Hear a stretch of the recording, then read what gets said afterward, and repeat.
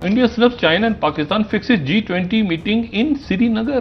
भारत ये एक मीटिंग जो है मई को वो करवा रहा है मई में श्रीनगर में। जिस तरह धरती माँ के फैसले किए, सौदे किए, पाकिस्तानी कौम के मुंह से नवाले निकालने और पाकिस्तानी कौम की तज़हीक और पाकिस्तानी कौम को जिस नहज पे पहुंचा दिए, कारोबार यहाँ पे ख़त्म कर दिया गया, इज्जत नफ्स यहाँ पे मार दी गई। लोगों को मकरूज दर मकरूज करने के बजाय आज एक आटे के तहले के पीछे जिस तरह कौम की माओ बहनों बेटी और बुजुर्गों के साथ जो खिलवाड़ हो रहा है वो तो पूरी कौम के सामने है। G20 की सदारत इस साल इंडिया के पास है, वो रोटेट करती है ना साल इस साल वो इंडिया के पास है।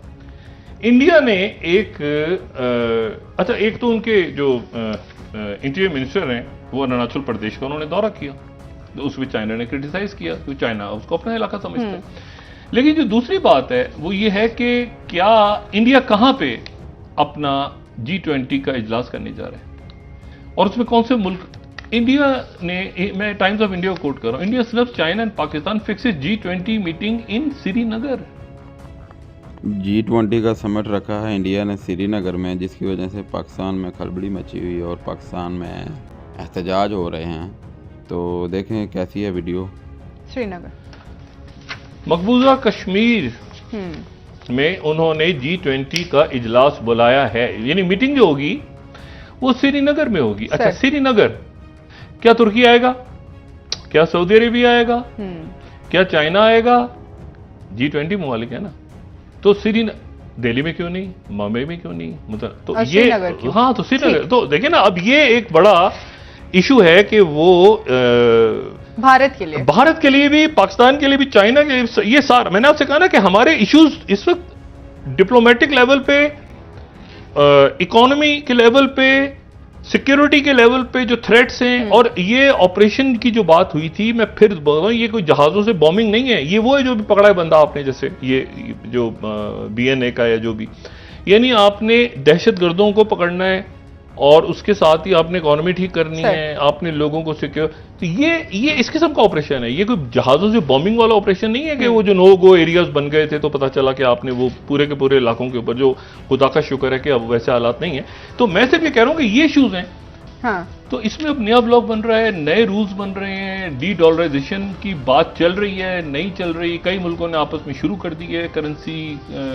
आपने फ्यूचर कैसे अगले 20-30 साल तक कैसे मुल्क को लेके चलना है। G20 की जो चेयर है, प्रेसिडेंसी है, वो भारत के पास है, और 2023 की जो समिट है वो सितंबर के महीने में होगी, 9 सितंबर न्यू दिल्ली में। उससे पहले बहुत सी मीटिंग्स हो रही हैं, फॉरेन मिनिस्टर्स की मीटिंग हाल ही में हुई, और उसके अलावा जूनियर वर्किंग लेवल पे भी बहुत सी मीटिंग्स हो रही हैं पूरे भारत में। बल्कि अरुणाचल में एक मीटिंग हुई जिसका चाइना ने बायकॉट किया, चाइना ने अपना कोई नुमाइंदा वहाँ नहीं भिजवाया, क्योंकि अरुणाचल, जैसा कि आप जानते हैं कि चाइना का भी क्लेम है और एक डिस्प्यूटेड टेरिटरी है।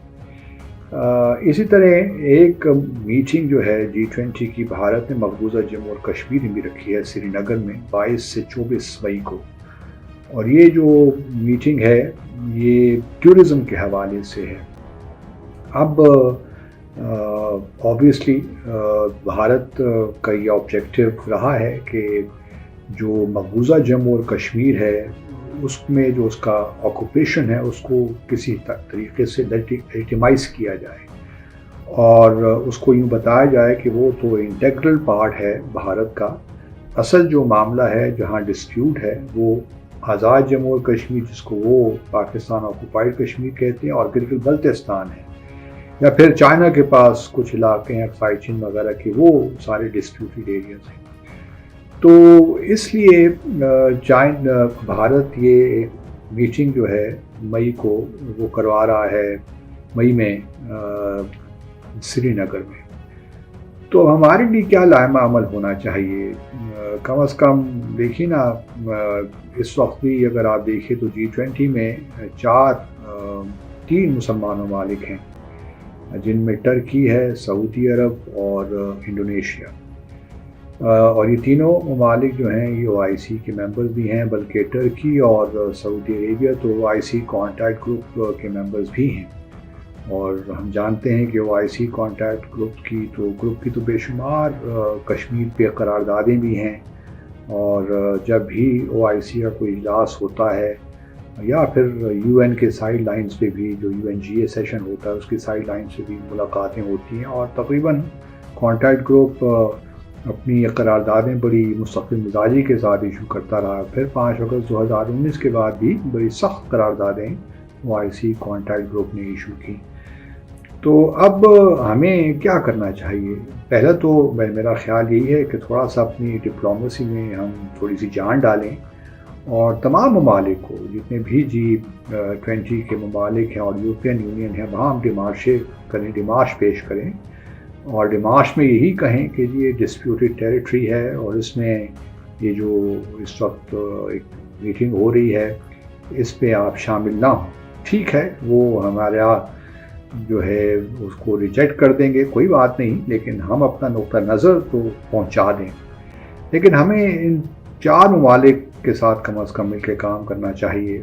اس میں چائنا بھی شامل ہے، چائنا اور پھر یہ 3 ممالک، 3 جو OIC کے ممالک ہیں۔ یہ تو چائنا نے چونکہ اروناچل پردیش میں جو ہوئی میٹنگ اس کا بائیکاٹ کیا، تو ہم امید کرتے ہیں کہ کشمیری بھی جو میٹنگ ہو رہی ہے ٹورزم کے حوالے سے، اس کا بھی وہ بائیکاٹ کر سکتا ہے۔ تو چائنا کے ساتھ بھی ایک اسٹرانگ ڈیمارش کرنے کی ضرورت ہے۔ اسی طرح سعودی عرب اور ٹرکی کے ساتھ بھی، ٹرکی پہلے بھی ہمیں سپورٹ کرتا رہا ہے، سعودی عرب جس طرح میں نے پہلے کہا کہ OIC کے کانٹیکٹ گروپ کا ممبر بھی ہے، تو کوئی وجہ نہیں ہے کہ سعودی عرب بھی ہمیں اوبلائج نہ کرے تھوڑا سا، اگر ہم صحیح وقت پہ اور صحیح لیول پہ یہ معاملہ اٹھائیں۔ انڈونیشیا کا البتہ میں کچھ کہہ نہیں سکتا، انڈونیشیا گو کے سپورٹ تو کرتا رہا ہے، لیکن بہرحال ان کے بھارت کے ساتھ بھی بڑے زبردست تعلقات ہیں، اور انڈونیشیا اس سے پہلے جو G20 کی چیئر تھی وہ انڈونیشیا کے پاس تھی۔ کچھ کہا نہیں جا سکتا کہ انڈونیشیا آپ کے ڈیمارش پہ کس طرح ریئیکٹ کرے گا، لیکن بہرحال ڈیمارش تو ان کو بھی کرنا چاہیے، ان کو کنونس کرنا چاہیے کہ یہ ڈسپیوٹڈ ٹیریٹری ہے، اور یہاں پہ اس قسم کے ملٹی لیٹرل میٹنگ ہونا بھارت کی ایک لحاظ سے کاوش ہے کہ اس کو جو اپنا اس کی آکوپیشن ہے اس کو لیجیٹیمائز کرے۔ تو یہ کسی بھی ملک کے لیے بین الاقوامی قانون کے تحت یہ ایکسیپٹیبل نہیں ہونا چاہیے، لیکن ہم جانتے ہیں کہ جس طرح انٹرنیشنل ریلیشنز میں جو ایک ریئل پالیٹک جو ہوتی ہے بیسڈ آن انٹرسٹ، وہ ہم سب جانتے ہیں، یا پاور، انٹرسٹ، ساری وہ چیزیں ہیں جن کے بارے میں ہمیں علم ہے۔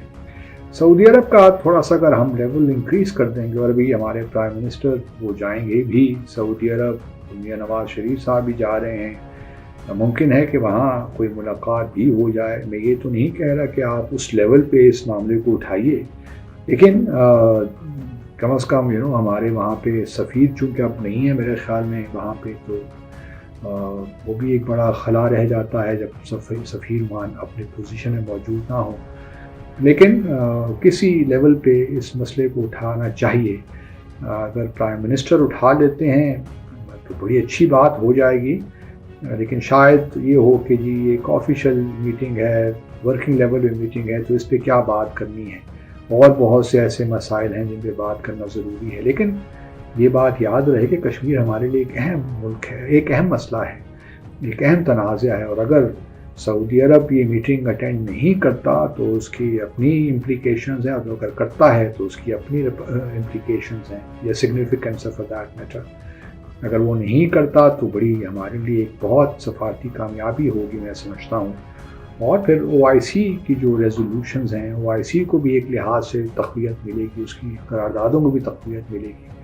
سعودی عرب اور ٹرکی اور انڈونیشیا پہ ہمیں کام کرنا چاہیے، اور چین پہ بھی، چین کے ساتھ بھی ڈیمارش کرنا چاہیے۔ تو لیٹس ہوپ کہ ہماری ان کاوشوں کا کوئی بہتر نتیجہ نکلے گا، کیونکہ اگر ان ممالک نے بھی اٹینڈ کر لی تو پھر تو ہمارے پاس کچھ رہ نہیں جاتا دنیا کو دکھانے کے لیے۔ کم از کم اگر یہ 3-4 ممالک اٹینڈ نہیں کرتے سری نگر میں یہ جو میٹنگ ہو رہی ہے ٹورزم پہ، تو کم از کم ہمارا ایک لحاظ سے ہماری جو پرنسپل پوزیشن ہے وہ ایک لحاظ اس کو تقویت ملتی ہے، وہ ری انفورس ہوتی ہے، اور دنیا کو ہم باور کرانے میں پھر ایک لحاظ سے ایک کامیابی بھی ہمیں نصیب ایک مل جائے گی کہ دیکھیے یہ ممالک نے بجا طور پہ سری نگر میں اٹینڈ نہیں کی، گو کہ یو کے وغیرہ کو بھی تھوڑا بہت احتیاط کرنی چاہیے اس میٹنگ کو اٹینڈ کرنے میں، لیکن جس طرح میں نے امید کرتے ہیں دوستوں آپ کو ویڈیو پسند آئی ہوگی. ویڈیو پسند آئی ہے تو لائک، سبسکرائب اور شیئر کرنا مت بھولیے گا. ملتے ہیں اگلی ویڈیو میں. Bye bye.